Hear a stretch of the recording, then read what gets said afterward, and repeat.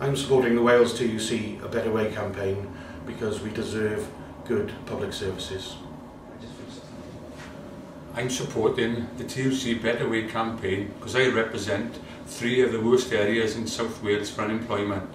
Blaenau Gwent, Merthyr and Rhondda Cynon Taf recently come out as the worst affected areas for unemployment. The public service cuts are going to adversely affect that yet again, giving people less prospects within the locality. I believe the government should change their ways immediately. I'm supporting the Wales TUC Better Way campaign against the cuts because I believe that it is a better and fairer way. I'm supporting the Wales TUC Better campaign because I can see the effect on local services. These are not backroom staff that are only being affected, it is affecting frontline services. Services like home care, which are being cut back on, residential care being cut back on, school support staff and education is being cut back. We would say these cuts are going far too deep and affecting frontline services. I'm supporting the Wales TUC Better Way campaign because I actually worked in public services for most of my working life. 30 years with the health service as an employee and a trade union official. And I'm fed up of seeing the lowest paid public service workers being held responsible and accountable to this government's mess-ups and being expected to bail out the country.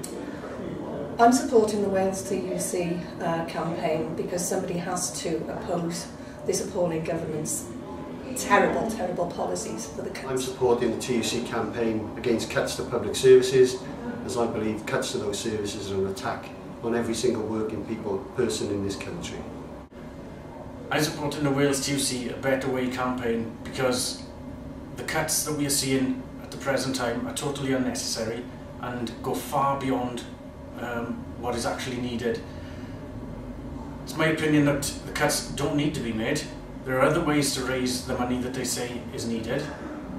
They say that it won't affect frontline services, and that is quite the opposite of what we've seen within the fire and rescue service around the country.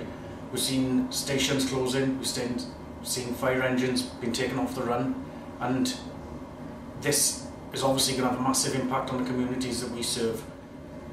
If the cuts go ahead as they plan, then unfortunately lives will be lost, and this will have a massive impact on the communities that we serve, and also it could lead to an increase in firefighter deaths, something that we have seen over the recent years, something that is totally unnecessary and is something that we really don't want to see.